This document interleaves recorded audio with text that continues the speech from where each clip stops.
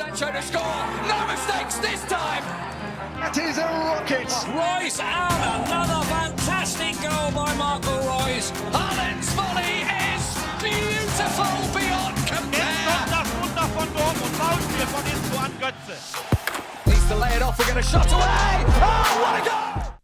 Welcome back to Dortmund Dispatch. Today I'm joined by Joey and Brian, and we have our final installment, part 3 of the Bundesliga exchange is now live, and that's going to be on the top 6 clubs, including Borussia Dortmund, going over the player they need to replace, as well as their signing of the season. And in this one, I do think that a lot of people will be surprised just because of goldfish memories for the player that I said needs to be replaced next season.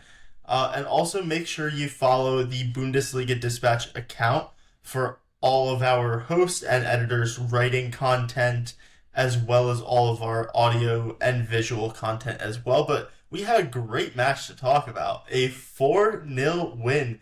How did that make you feel, Joey? I was pretty happy there, especially that second half. I mean, we haven't gotten a clean sheet, I think, since March 1st or something like that. It's been a minute. And especially after that second goal went in, we just really never thought that Wolfsburg was going to challenge back. And I'm happy. I mean, not long ago we were talking about how bleak the potential of any European football was. And now here we are moving up the table, and it's our 4th consecutive Bundesliga win. So, yeah, really happy with that. How about you, Brian? Yeah, I mean, Joey, I think you said quite a lot of how I'm feeling too. I mean, you can't help but be happy with the situation. I mean, if you look at what the projections were, I don't think many people, expected Dortmund at this point to be in a position to go for Champions League. I mean, even on the pod, I feel like there wasn't really that much hope going into the games around like January and February, where we thought, this might end up being beyond our reach. And then there were stumbling blocks in the months after that, made it seem like, maybe European football isn't on the table. But we're in a place right now where we do have a good chance, obviously not fully just in our control, but with a good chance of at least playing Europa League and possibly playing Champions League as well. So you can't help but be happy. I do think that the game overall was a bit of a slow start. Well, it was a fast start with the goal, obviously, but then I do feel like we did, kind of slow down and take our feet off the pedal in the first half. And it really didn't we really didn't actually start, imposing ourselves on the game until the second half.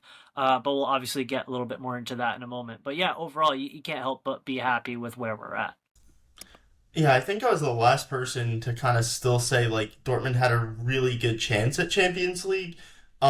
Because when Tolberg took over for Schalke, even though we were still in, the bottom half of the table, and we lost, the first game under Tolberg, I was like, Dortmund have started, winning games on XG by, 1 goal worth of XG per 90, and, that would get us way, way past all the teams that were in between us and the 4th spot. But it got to a point very late on where Niko Kovac, in a lot of his early results, was still getting a lot of bad luck despite dominating on XG. And, winning a game by a goal on XG doesn't, guarantee you the result, obviously.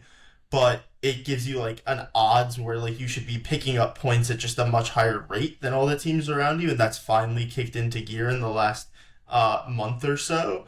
And the job is by no means done, because you have Kiel on the last day, who now may have a chance to stay up via the promotion playoff, and you have a very difficult match against Leverkusen, who have had their own struggles recently. There's a lot of internal chaos there. Jonathan Tah, who's a big leader, is rumored to be already essentially in contact with a lot of different clubs.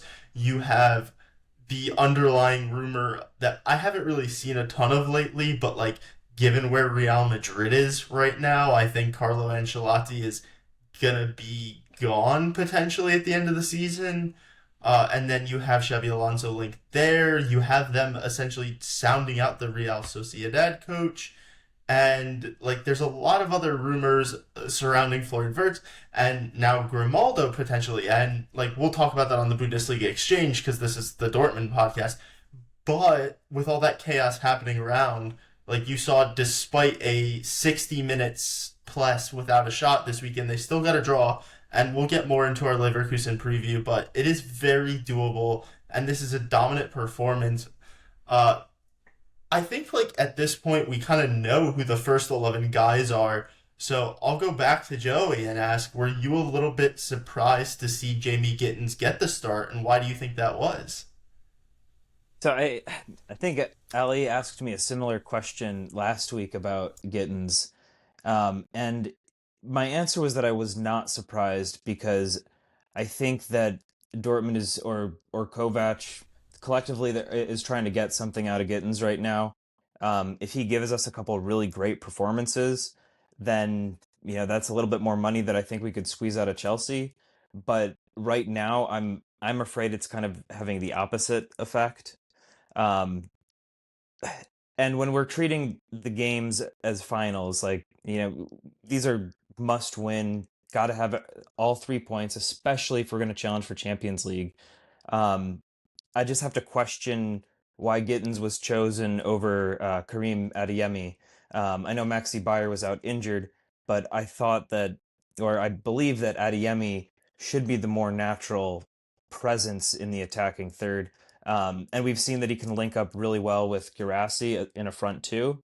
And that's been working. So a little surprised, but at the same time, if Kovac is at all concerned with Adeyemi's fitness, then I can see the decision being made to hold on to Adeyemi and use him as a super sub, which, I mean, with that kind of agility, bringing him on in a match like that against Wolfsburg, he was just able to kill the game off. And I mean, that could be another strategy in itself. And then we would have to talk about, maybe there's a little bit of lack of attacking depth with Bayer injured.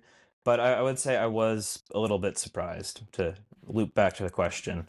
I think kind of just bouncing off of what you said there, Joey, I do think you kind of hit the nail right on the head in saying that he was kept in reserve in this game to come on and then kind of like put the nail in the coffin. And I think he came on to great effect with that. And obviously, any player, especially one of Adeyemi's qualities, is going to want to start. But in this situation where you are trying to get something out of Gittins to try and up that price tag and possibly see him move on in the summer, and B, really fight for these games, having a player like Adeyemi, come off the bench and really knock Wolfsburg out, that's a really good thing to have. And I do think that it was worked well there by Kovac in that scenario, just to have that in reserve once Wolfsburg is tired, just to bring him on and to close it out. And he did exactly what he needed to do. And I thought it was a perfect substitution. At the end of the day, obviously, yes, you want him starting. And I'm sure we'll see him start before, the season's over. If not both games. I mean, I would hope that against a team like Leverkusen, we do have him on the pitch from the jump, because that's a team you need your strongest 11 on the pitch for. But for example, for a game like Kiel, if you do put Gittins on and then put Adeyemi at the end for like the last 30-40 minutes, and then he ends up coming on and scoring another 2-3 goals, then I'm not going to complain too much. Yeah, I think he certainly got away with it in this match. I don't think it was a great attacking performance, at least before Adeyemi came on, and we can talk about how the chances Adeyemi got were not necessarily anything to do with tactics, but we'll save that for our Star and Dud of the Week segment, I'm sure.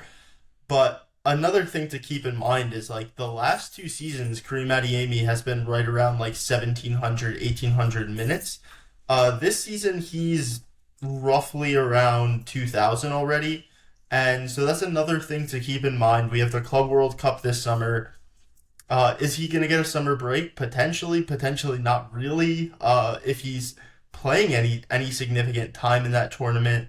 And so I think that he believes that he can get away with it just starting Jamie Gittins for Karim Adeyemi. And then if it was ever in doubt, I think Karim Adeyemi, if it was tied at halftime, maybe he comes on at the half. And having a player that can clearly do just break the game open for you twice is pretty neat to have off the bench. But yeah, in terms of a tactical performance, was there anything you noticed? Because on the XG, it's fairly dominant with 2.43 to zero point 0.7 for Wolfsburg, so very solid defensively. But it's 11 shots to 11 shots, which is it could honestly be better. Was there anything you noticed from like the shape being different or tactically, Brian? The one thing I do want to kind of talk about, I guess, sort of in that vein, is more so, I guess, what we're seeing in terms of having this sort of Kovac profile or flavor to the team, because I do think that is something that is starting to show. I mean, obviously, we can talk about in terms of like the use of fullbacks. Obviously, in the last like few weeks has been great. I think that that's really pushed this team to perform better. The front two that we've spoken about, ad nauseum. I'm a big fan of it, and I think that that's working very well. But what I will say that I've noticed is, we've talked about, but the football world or people who follow Kovac's work often talk about how he's very much he's very much focused on team fitness and getting everyone fit and moving on the pitch. And I think we've noticed a lot more pressing under him, and like players, for example, like even in this game, Julian Brandt. We've criticized him on numerous occasions of not being the player that will be the first to press, the most to run on the pitch. In this game, obviously not going to say it was a perfect performance, but the pressing and the effort and everything about what he did on the pitch, I think, was better. And I think we are starting to see that across the board. It's not just players like Rierson that are doing that. Everyone's kind of fighting for each other. And I do think that, we've seen Kovac kind of stamp this on this team since he's been here. So that's one thing that I will say that I've noticed has come about and has become more prevalent as the games have gone on. Yeah, I would say it's not just that he has everyone running, because I think Julian Brandt was running under Shaheen, and I think everyone in our midfield was running under Shaheen, but he's got that running into an actual cohesive system where players are pressing together and we're winning the ball back coherently. Like, the effort has not been my question with Julian Brandt this season. It's how often he's featuring and giving him that bit of rest. And now that he's only playing one match per week, I think is absolutely not a coincidence with this upturn in form. And he's back to, in the last two matches, over one combined expected goal contribution per game, roughly. So I think it's a combination of factors, but definitely the system overall is a bit more cohesive. Kovac said of the match, it wasn't good in the first half. We had no aggression, no depth, and played far too sedately through the center. In the second half, we did exactly the opposite and inevitably had more chances and scored goals. We have to keep going. It wasn't a 4-0, which was a 4-0. We still have two important games that we have to take very seriously. Next Saturday, we'll know more about what we need then. So I think that's a pretty accurate statement in line with some of the underlying statistics. Joey, do you think there's a bit more of a data focus or just a bit more intensity, a bit higher demand from Niko Kovac? I mean, I think in some ways his quote does reflect that we have to wait and see how the results around the table end up. We could win both of our remaining games and still end up in Europa League, but we're still going to go for Champions League. And I think that that's just kind of what Kovac is suggesting, especially at the end of that quote, because we are a Sunday game next week. So having the bulk of the games in the league already played, we will essentially have a better idea of how much we need that win, how much of a detriment losing or drawing that match would be. There's a bit of wait and see, but at least in the meantime, Dortmund is doing their job, and we can keep winning. That's all that we can do at this point. But in terms of the first half lacking aggression, I kind of want to touch on that, not in the sense that I think Kovac's Dortmund lacks aggression, but in the sense that I've noticed a trend with some of these matches, in that I think Kovac is able to identify a lot of the problems with the squad in the first half and address those at halftime, in a way that I mean, clearly Nuri Sahin was not able to do. Um, but making the right tactical adjustments, I've been really impressed recently. And I know that in some of his earlier games, we gave Kovac a lot of criticism for how long he was waiting, to essentially utilize his substitutes. And that's just not really an issue that we think about or talk about at this point, because he's using his subs more efficiently, and he's not waiting to use them until it's too late. So I think, I mean, yeah, I don't really have too much more to say on the quote there. I think with the subs, Joey, I think it was also trying to get to know the players as well. And I mean, Hmm. obviously, maybe that was to our detriment a bit in some games where obviously, we thought, a player could come in faster than not.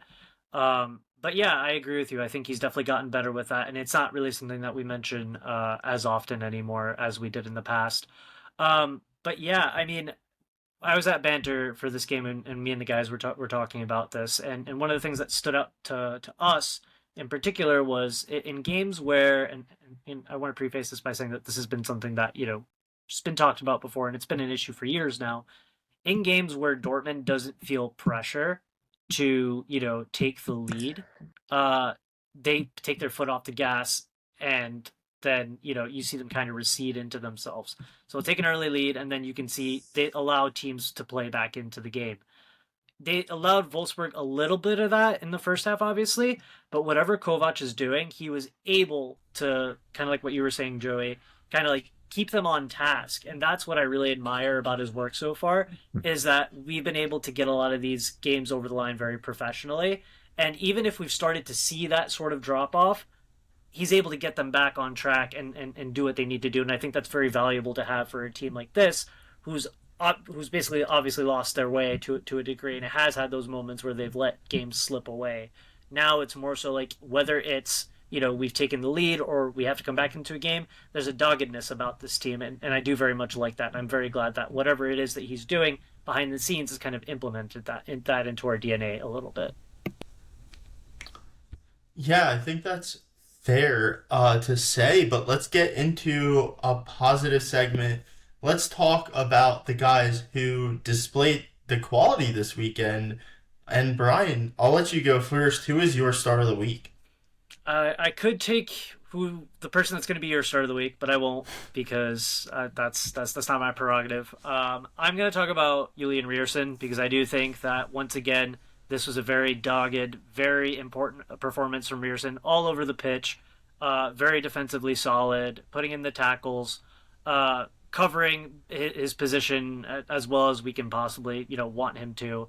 Yeah, I just think he's been fantastic, and I just wanted to give him his flowers and give him a little bit of a shout out because, yeah, at the end of the day, prior to the Dortmund team that we see now, where everyone is playing for each other, he was the one playing for the club the most. He was always the one that left the most on the pitch, and it's just now good to see that he's not the only one doing that. But even when everyone's doing that, he still shines when it comes to that. So big up Rierson.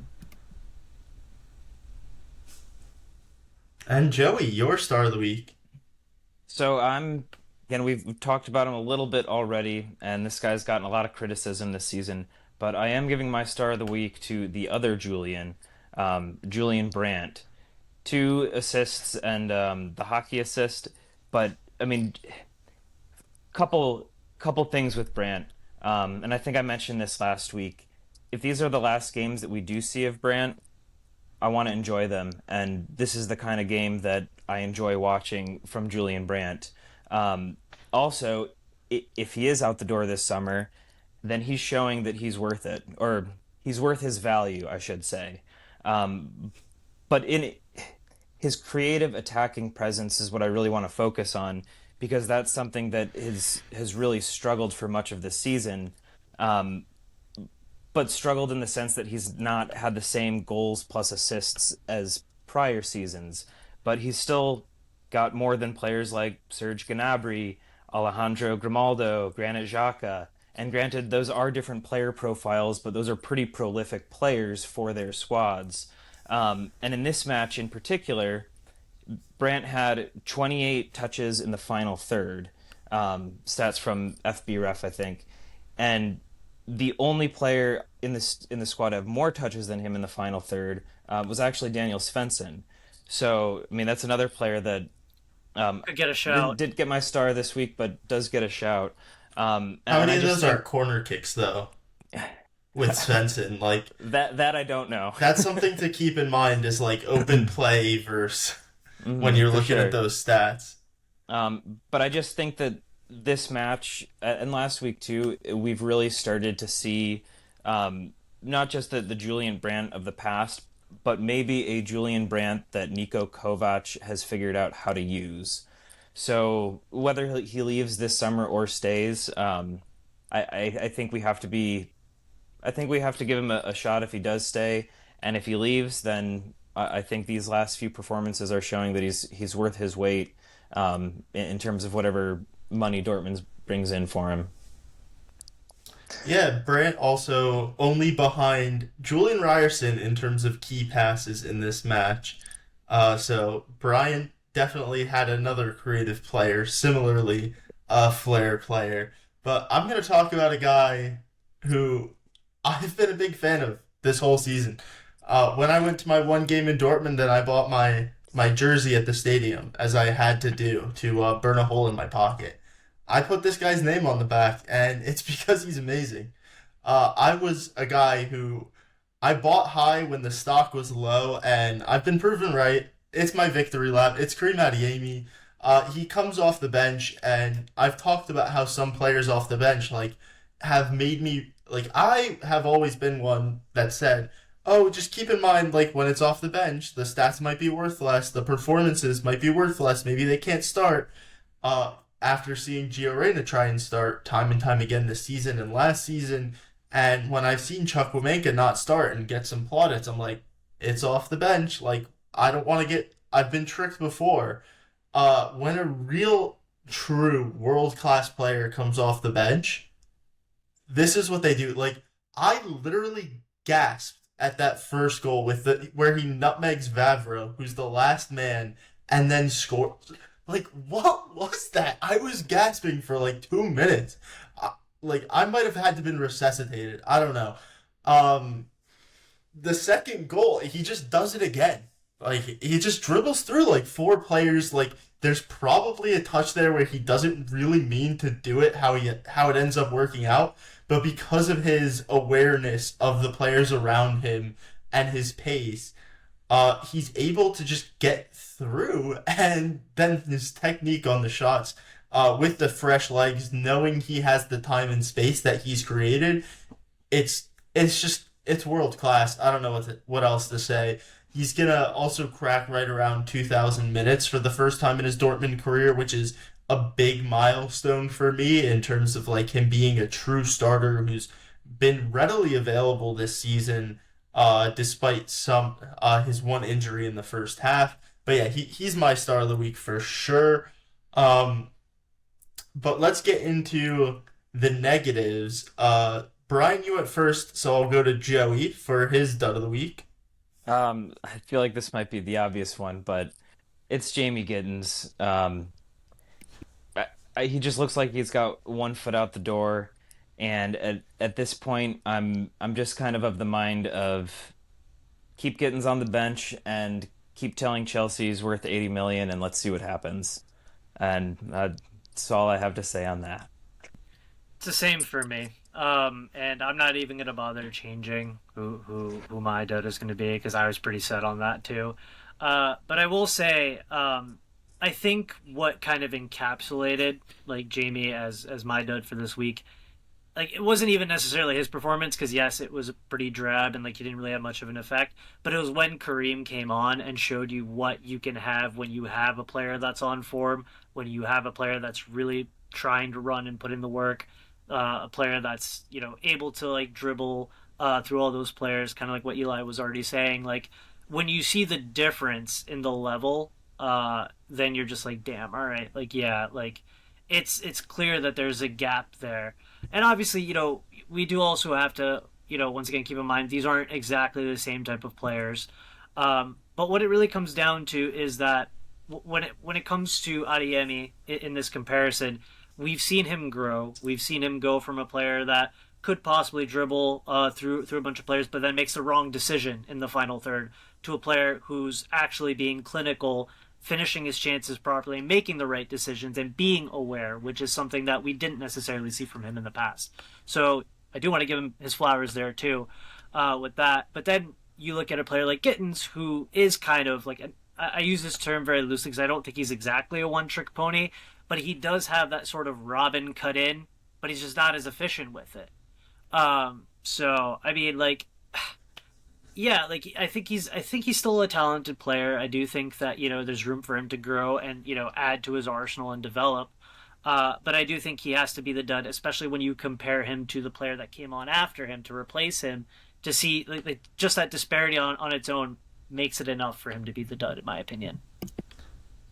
Yeah, it's funny enough because this is actually the first week that Kareem Adeyemi passed Jamie Gittins in terms of goal contributions, as Kareem Adeyemi is now at 17 goal contributions between the league and Champions League.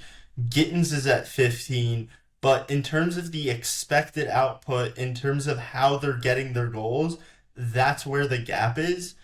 Jamie Gittins has, from those 15 goal contributions, he has 10 XG, 10 expected assisted goals. So he's very good at the one trick when he's able to do it, but he's not so good that he's able to do it no matter what.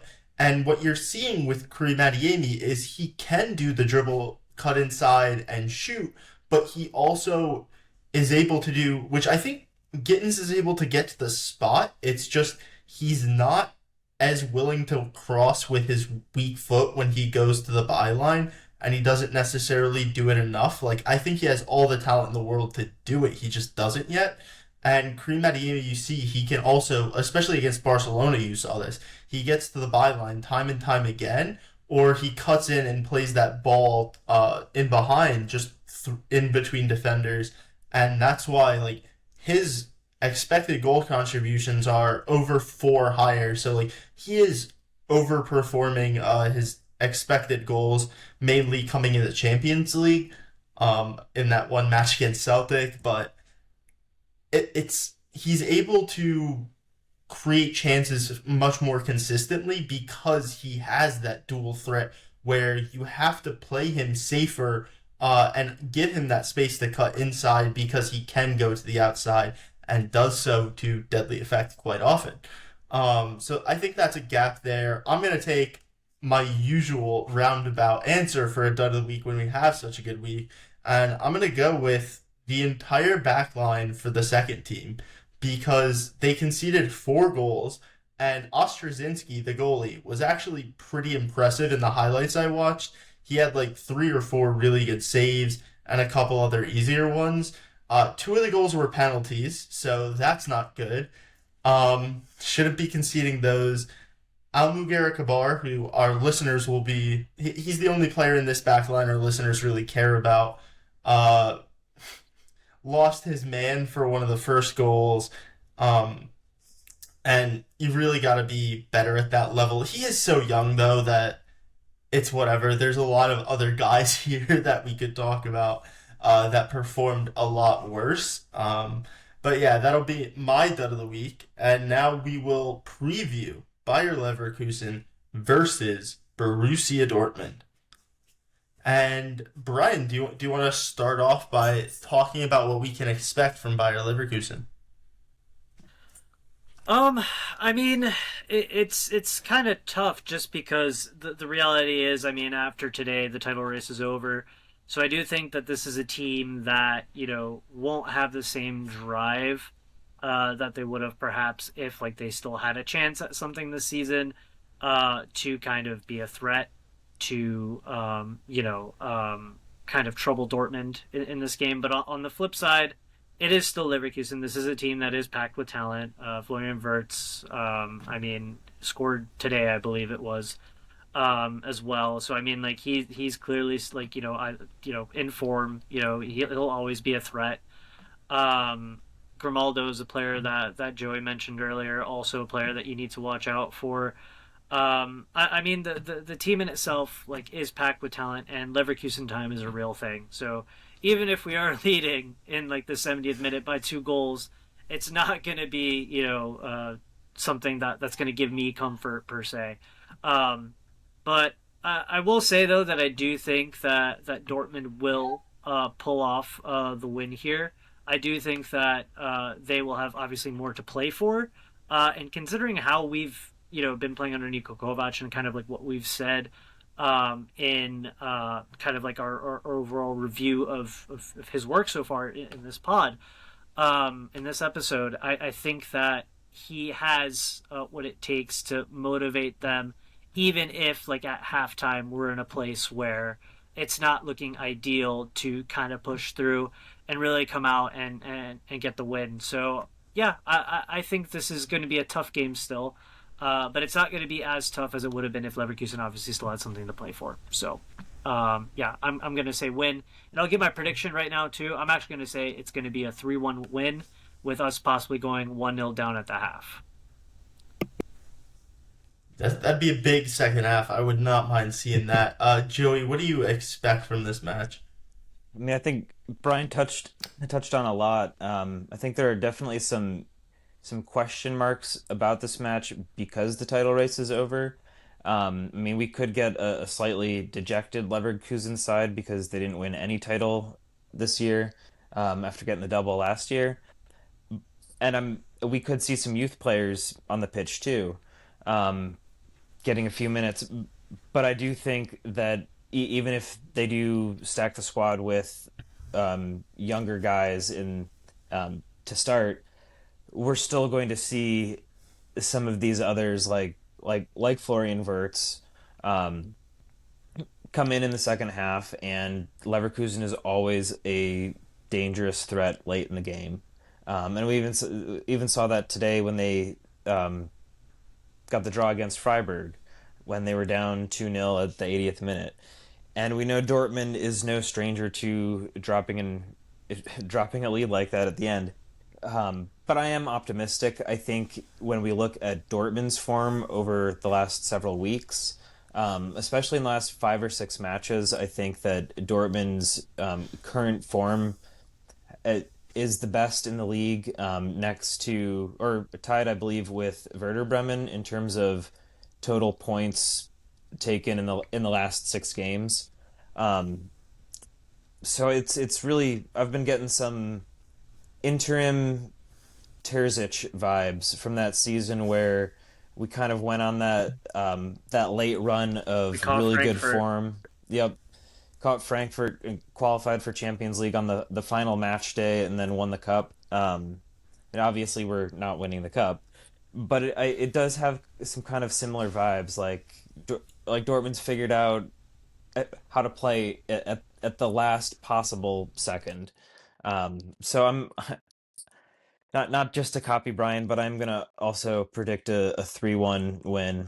I think it's gonna be a solid performance, and I think we're gonna concede through some kind of dumb mistake. I don't know, because this is the least Leverkusen win in my opinion, because typically they put up a ton of pretty decent quality chances in this match. Like I said before, they didn't have a shot till after the 60th minute. They only finished on .33 xG. They just scored their only 2 shots on target against the backup keeper. And I don't know if it started to get to them. I don't want to get too optimistic here because this is still a very good team that still has all their players on the pitch. And I don't think they're fully mentally gone. But I think they kind of might starting to be going that way. They had a lot of luck last year, so we've seen a lot of teams that either, Stuttgart signed 3 players that massively overperformed XG, and this year they're all massively underperforming. So in a similar way, Leverkusen as a team got so lucky last year to go undefeated that they may now be running out of a bit of luck, and maybe that's a part of it. I don't want to go too hard against them because I don't want to be the jinx, but Yeah, I think Dortmund come away, just to be different, I'll say 2-0, because Dortmund have been very, very solid defensively in the last, like, for a good amount of time now, with the exception of that away match in Barcelona.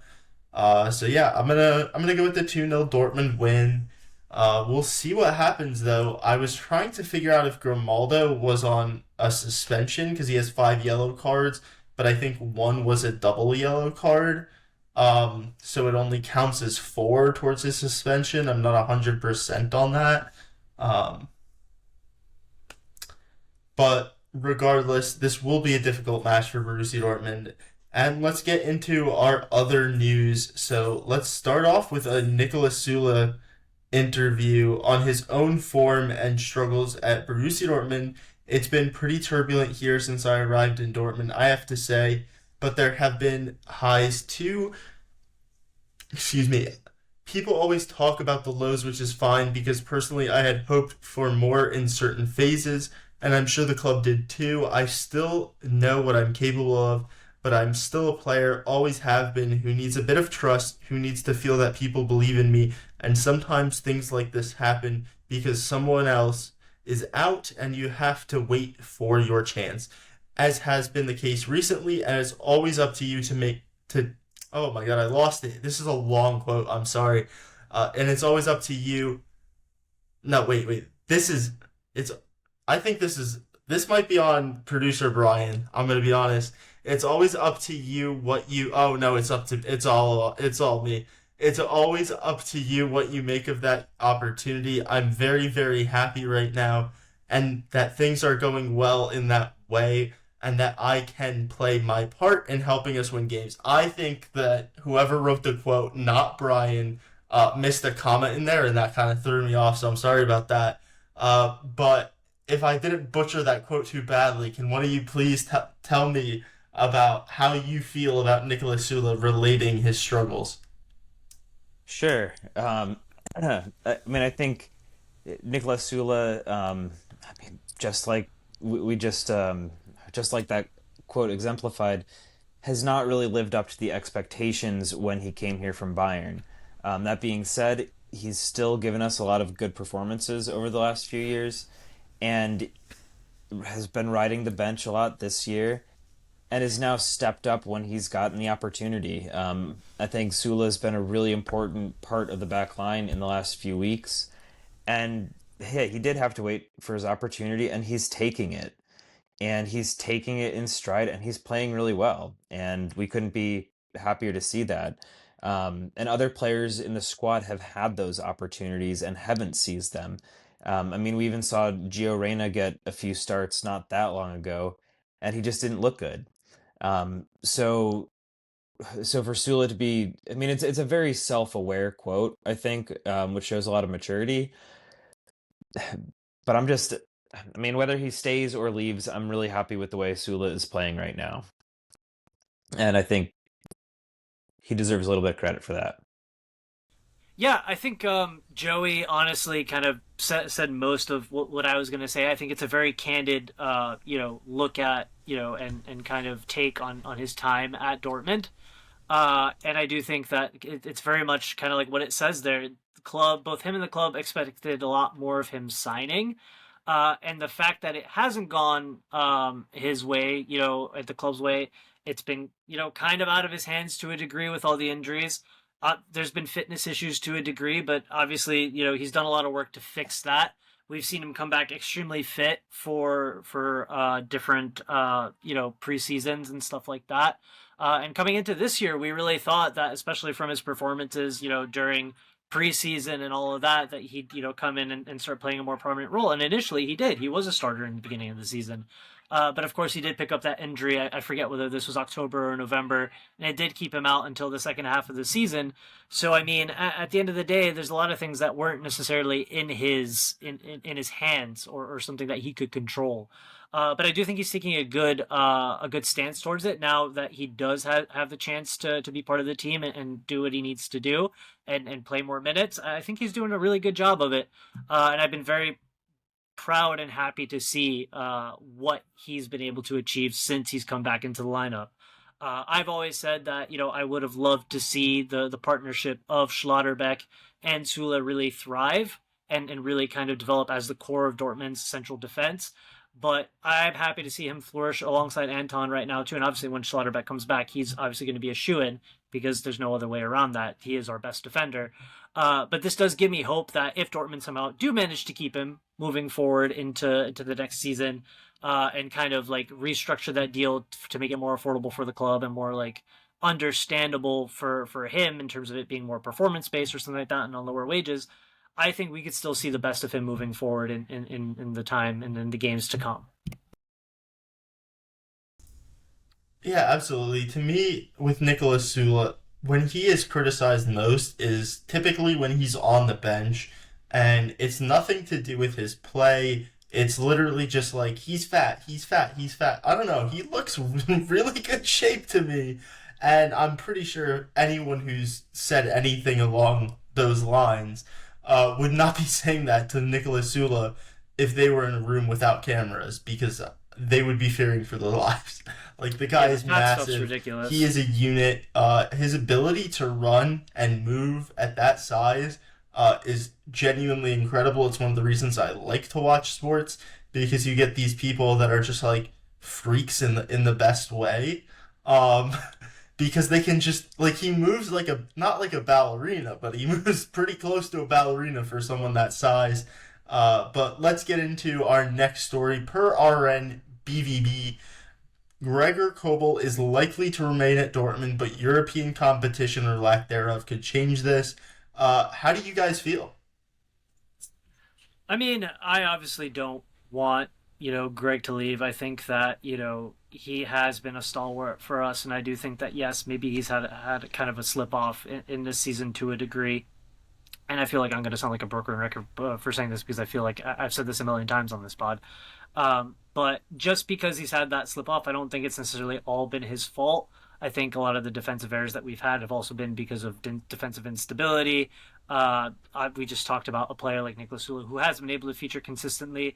We haven't had that consistent defensive line up until recently, and lo and behold, with having that consistent defensive line, Gregor Kobel's performances have improved, and so have our defenses overall. So that's not a shock to me to see.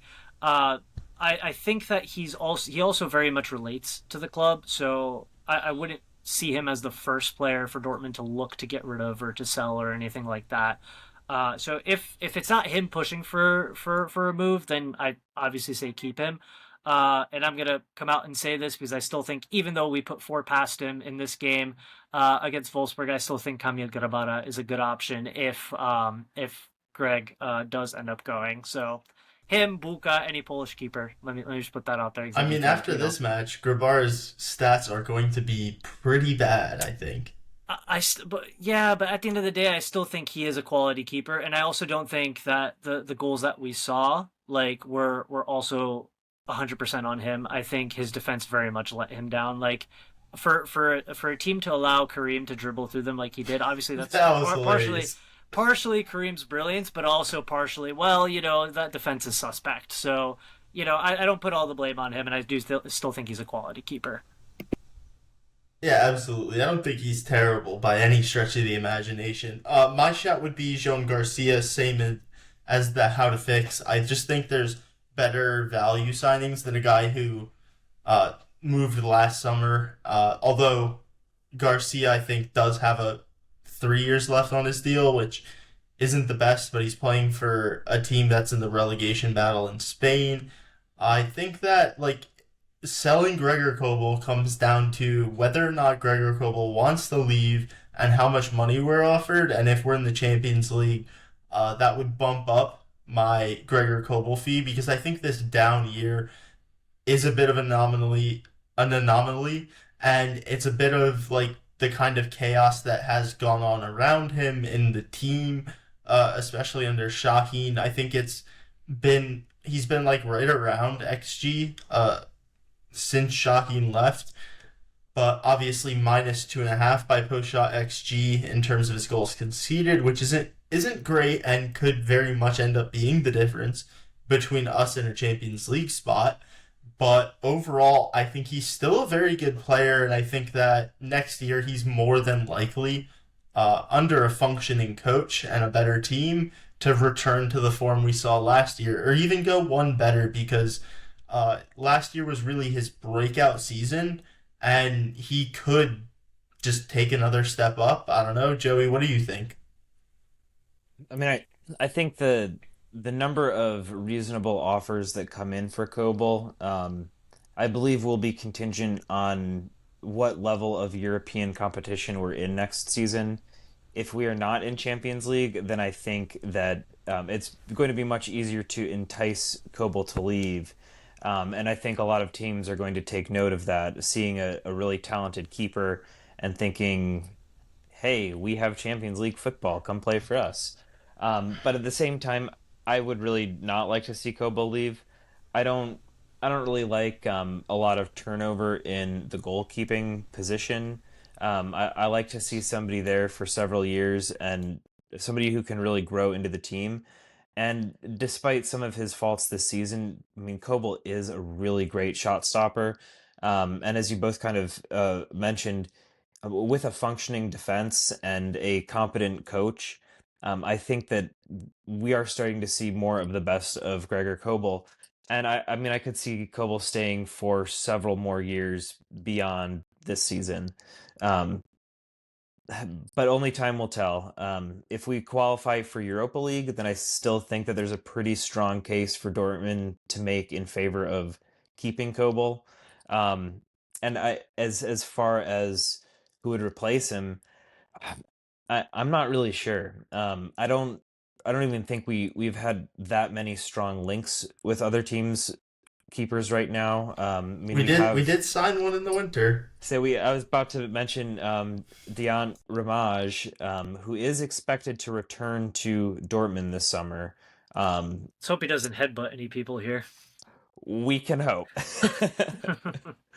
And I mean, I do think Alexander Meyer is also pretty talented for being our backup keeper. Um, I don't necessarily think that he would be the best fit to be our number one keeper week in and week out, especially with a European competition in addition. Um, but I could totally see Dortmund relying on those two keepers at least until January if a 50, 60, 70 million euro offer came in for Kobel. Um, but I don't really see the logic in selling him unless the player is really pushing for the move. Yeah, agreed. Yeah, I think that's fair. Next up from Build, Borussia Dortmund to target Henk striker Tolu Arokadere. My pronunciation on both of those, I hope, is close. He has 20 goals and 5 assists this season in Belgium at 24 years old. He is 6'5", which is absolutely massive. That's a little under 2 meters. Why do you think Dortmund would target another striker? And does this mean players may leave, or are players planned for different positions? Because at 24 years of age and a guy scoring this many goals, it feels like he'd be a little expensive for a backup. But what do you guys think?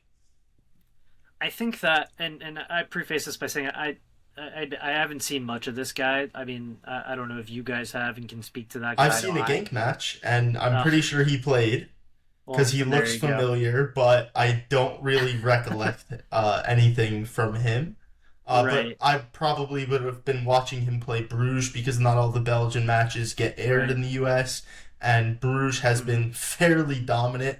And the way the playoff works in Belgium, Genk are one of the worst teams in like the top tier of the playoff, and they play like all the best teams in the second half of the season, and they've really struggled. I don't think they've won for a month at this point.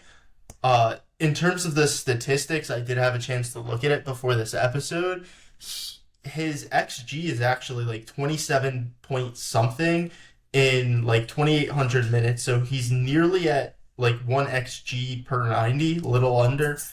But the issue is back-to-back seasons he has underperformed his XG, which if you go to a tougher league and you have better goalies, is not promising. He's still just 24, and like players of his height can break out later. I really like his ability to get big chances because he's not playing for the best side in Belgium, so that's promising to me.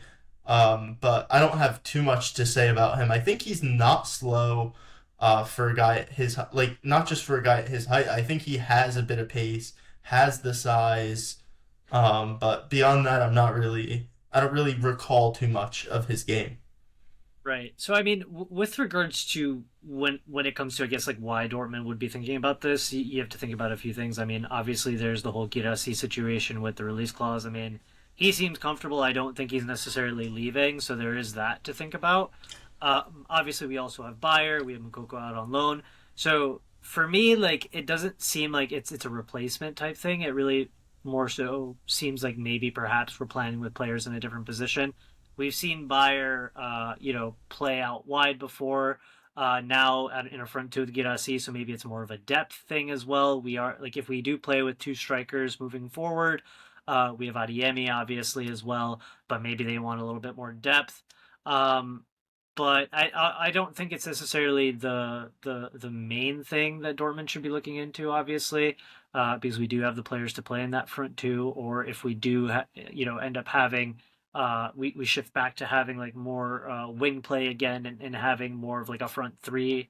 We do have the players for that. Obviously, Girassi and Maxi aren't the exact same profile, but that to me is a benefit, not a detriment.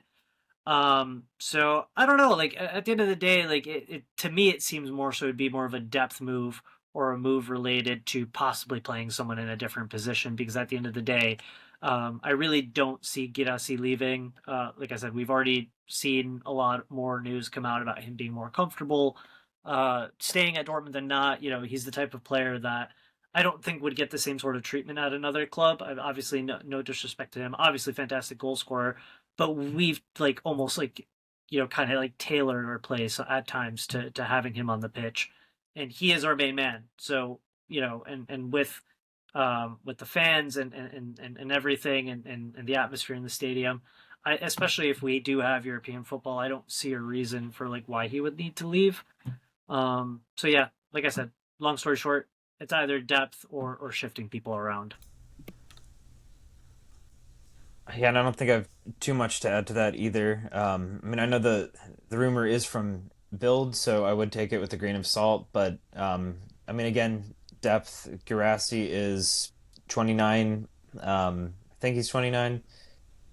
Not getting any younger. If somebody picks up an injury and Kovac is really committed to the front two, then it could be a depth thing. But otherwise, we could probably move on. I don't think it's a depth thing, to be honest. I think this is like Grassi's obviously had the good quotes, but if we don't make Champions League and a big offer comes in, I think there's a non-zero chance he leaves, and so I think this is the club doing due diligence. Clubs typically plan their transfers like a year in advance, or they start to at least. So this is probably a guy they've been tracking for a long time who's having a very good season. And so they're looking at it as like a break glass in case of emergency type situation. I don't think that there's a world in which he gets signed for Borussia Dortmund to play alongside or as a backup to Guirassy, just because the financials of it, like the Belgian league, they won't demand like a fortune for the guy, but for a player, obviously, did his ACL twice at Union Saint-Gilloise, and still moved for around 30 million euros, 25 million euros, whatever it was Victor Boniface.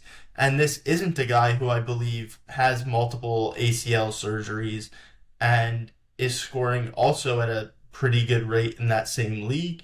So I think that given the price, it's only going to happen if Guirassy leaves. And I think that if we get Champions League football, he does not. If we don't get Champions League football, even if we're in the Europa League, I think at the age of 29, like he may want to move on, but we'll see what happens if that happens. It is also a Build report, so yeah. I mean, there's that to keep in mind. But the one thing I will say is that specifically with and obviously this was under a different coach, and there's a different game plan for this. They did try and keep Fulkrug and Guidesi on the books. They probably wanted to play a little bit differently. But even when Bayer was initially signed for that 30 million euros, he was signed as the backup. So I'm not really like I wouldn't really be shocked if Dortmund signed another backup striker for that fee, because I think the going fee for this guy, from what I saw from the reports, was, and obviously we're taking this with a grain of salt because it is billed, but it was 20 to 25 million euros, so it's even cheaper. And not to like make a joke out of this, but we know this club loves buying attackers and strikers. So I mean, like, I personally wouldn't be shocked. I don't think that That's fair. the Fulkrug stuff, like I don't think he was ever saying. I think that was a bit of rhetoric to keep the price up. And I think like one of the reasons Bayer was signed was not just to be the backup, but because he had that positional versatility. Like in the second tier the year before for Hanover, I think he was on loan at. He played out wide, I believe it was. So I think that like this club has been a little bit more savvy in communicating their and leaking their transfer information in certain ways. But let's talk about our next story. This is from RNBVB, or sorry, BVB. Julian Brandt has been asked to leave the club. Ryan Cherky once again planned as his replacement. Do Dortmund need to end their Cherky fantasy after 2 attempts, or do they need to go all in for him this summer? And I know us Texter haters will love to read the League One table, because with Lyon in debt, they need Champions League football to balance the books. And, it reads PSG, Marseille, Monaco, Nice, Lille, Strasbourg, and then Lyon. So they are only 3 points back of fourth, but there's many teams ahead of them. So like you only need like one of those teams to win. They have 2 matches left, I believe. So Yeah, I mean, it's tough because obviously Cherky is a quality player, but I do think that there are other players that Dortmund could look at for this position that might be easier to get a hold of. And we talked about that at length on our How to Fix video. I mean, just throwing one out there, Martin Baturina from Dinamo Zagreb, probably cheaper option, close to the quality, I think, in the long term that you'd get from Cherky. So I don't think Dortmund need to like put all their eggs in one basket with this. If the opportunity arises, yes, you go for it. But if it doesn't, and if it's just doesn't seem feasible, and it seems like it's going to be a pain to get across the line, then I do think you don't weep about it and you just move on. And I know there's a lot of people online who have been very much keen on Cherokee, and obviously he's been doing very well. But at the end of the day, I don't think this transfer window is one that Dortmund can afford to be strung along again. And I don't think that this is going to be a very pivotal transfer window for Dortmund, I think, in the transformation of this team moving forward. And I don't think we can leave such an important position as the 10 position for this club kind of out in the open like that, and just like not something that's clear. So if you have a clear end, if you communicate with Lyon and they're like, hey, yeah, we'll sell him for X fee, go for it, fine. But if it's going to be a drawn out process, make sure you do have that short list where you can kind of fall back on and kind of just be like, yeah, like we're not going through the hoops again for this, because as great of a player as he is, we need clarity very quickly in this transfer window, in my opinion, and moving forward.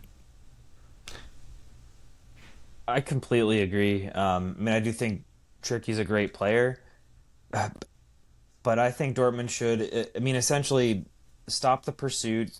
They know Lyon needs money. They know that Dortmund wants the player. And if they want to sell the player, they can reach out to Dortmund and an agreement can be made. But like Brian said, if it's going to be a strung out process, that doesn't help anybody. And we don't want to get to the end of August and watch Brandt leave at the end of June and not have a new 10 in there, and then feel like we're signing somebody on deadline day from Mainz or some other Bundesliga club. Yeah. Yeah, so the first domino has actually already fallen for the Bundesliga clubs in the 10 market with Ibrahim Massa going over to Leverkusen. But I think there are a lot of other guys. Brian mentioned one. Another would be Enzo Mio. So I think you Mm. have some options. I still think that I agree with both of you. I give Texter and Leon a deadline. I think that we'll know a lot more about what the Champions League picture looks like this weekend because uh, the teams in fourth and fifth play bad teams in Ligue 1, and Lyon play third place Monaco. And if they lose to Monaco, that could essentially guarantee that they don't get into Champions League football. And then those bills look very difficult. But then again, like Saudi Arabia just gave DAZN a ton of money, and John Texter may think that money doesn't exist.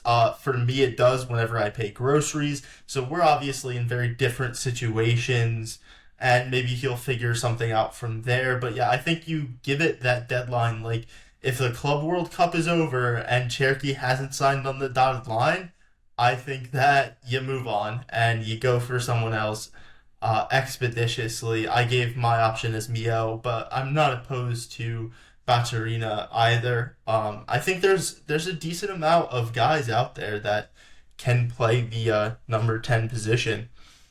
But let's move on to our next story via Patrick Berger. So this is arguably our most reliable source. Marseille are looking to make a move for Remy Bensebaini. I don't know how to feel about this because I'm not a big Marseille fan at the moment. I will say I don't believe in signing criminals as like the money ball. Like, what is their defect? Oh, they're cheap because they're criminals. I feel like some of them are convicted, so I can say that. But I don't know. It feels I would not like to send a player who I think positively up there.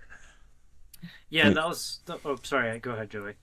Uh, I was just gonna say, I mean, I think Bensebaini is a tough one because I think he didn't have the best opening season with Dortmund, but he's really shown what he's capable of this year. Um, it is hard to find solid left-footed players, and I think if Dortmund were to consider an offer for Bensebaini, then somebody's got to be lined up already. Because I mean Daniel Svensson, as much as I like the player, that's not a like for like profile. Svensson's great on his left foot, but he's not doesn't have the same defensive acumen that Bensebaini has at times.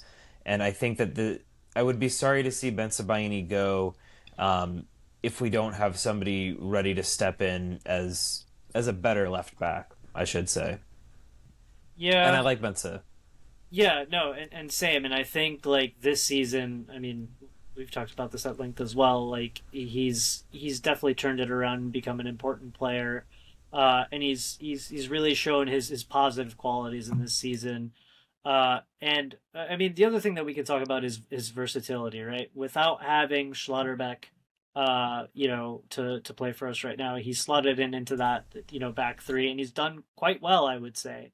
So to have a player that can play as your left back and as a center back, I think obviously is very useful. But kind of like what Eli mentioned earlier, I think that's the other thing that came to mind when I saw this rumor. It's like I do like Benze, and I don't like thinking about him playing for Marseille. So even from that perspective, it's like if Marseille comes and gives an offer, I mean, like I know business is business in football at the end of the day, but like personally, I just kind of be like averse to like even like entertaining that just because of that. But if we're talking about specifically from a sporting standpoint, I don't think it would be safe, kind of like what or smart, kind of like what Joey said, to sell without a proper backup plan and to find a player that's so capable of playing both center back and left back that well for a decent price, I don't think is going to be the easiest task. And once again, if we already have so many other building areas that we need to work on, both in the midfield and maybe out on the wings if players leave or in the attack as a whole, depending on how we play. I don't think it's smart to be letting go of players that can fit in a pinch and can play these different positions as adequately as Benza has. So I don't think this should be the first thing that you should be entertaining, unless, kind of like what Joey said once again, A, you have a backup, and B, the fee is decent too. I wouldn't let him go for a low fee. So Yeah, this is the last year of his contract. You do want to get some money. I'd prefer to sell him to a Premier League club, get an extra like 5 to 10 on the fee than whatever you'd get from Marseille. I think that like he is replaceable in a certain way. If you get the right fee, you can maybe get a guy who Brian's talked about in David Hunchko, who's a left-footed center back. You're already going to be missing Nico Schlotterbeck for the first couple months of the season. You get him in for whatever you sell Ben Sebaini. I think he's 2 years younger, if I'm not wrong. But yeah, I think there is a world in which you can get like slightly younger and get a similar level player who is a bit versatile, can play left center back and step out wide in a back three or into the middle of a back three once Schlotterbeck returns. He's not necessarily the guy you'd want at left back, but I think that like there is something there in terms of selling Ben Sebaini, just because it is the last year of his contract. But I don't know. as nice as Hanchko would be, I mean, he is valued at 32, and he does have a contract until 2028. So I don't think we'll be getting him for the Benson money. But I will say that, like, yeah, if you could manage to do that, then by all means, because I believe he can also play left back as well. But at the end of the day, like, once again, it'll really depend on A, the fee you get, and B, who you've lined up. Because I wouldn't want to get just, like, anybody for that. I think that, you have a player that's like kind of comfortable in his position at the club as well right now. So that's also something to value, because I feel like a player like Hanchko, I don't think he comes to Dortmund and is like, yeah, like, I'm cool with sitting on the bench. Brian, we stuff could. like that. I was told that polls at Dortmund lead to titles. That's something you're always preaching. And I mean, a guy yes. I talked about on our How to Fix is a left-footed Polish center back. Gonczarowski. And Gonczarowski, yes. I remember the pronunciation that you taught me, too. So yeah, that'd be our option. First choice. I think he did sign a new contract, but one that was with a fairly low release clause. At Valencia, they love to sell their best players because their owner views their academy as a kind of like investment, and he doesn't really care about the club, does not care about on-field performances, and he really believes, Peter Lim is the owner of Valencia, believes that the academy will just continue to churn out players that keep Valencia in the top flight there, and they can sell off whoever they want. But that'll do it for us. Just a quick shout out for our fantasy Bundesliga leader, Pints of Bayer in first, Edward DC4 in second, Ryu Sanugi in third, and then we have myself in fourth, moving into the Champions League places. Hopefully Borussia Dortmund will be hot on my heels. And then we have FC Chico 09 in fifth. And is there anything you guys want to plug? Obviously, the Bundesliga Exchange. And we also have the Bundesliga Dispatch account everywhere you get your Blue Sky, whatever the social medias are. Follow Dortmund Dispatch on TikTok, YouTube for our post-match reactions. We had a great one there today from Pedro. Is there anything you guys want to plug? Catch me on Blue Sky as per usual. Brian Straub 94, writing for GGFN every now and then. But yeah, mostly kind of like what Eli already said. Follow all our socials on all our social media accounts, and Bundesliga Dispatch will become more active as that project progresses. So just keep an eye on that. Yes, please follow Bundesliga Dispatch where it's available. And if you enjoy reading, check out BVB Buzz.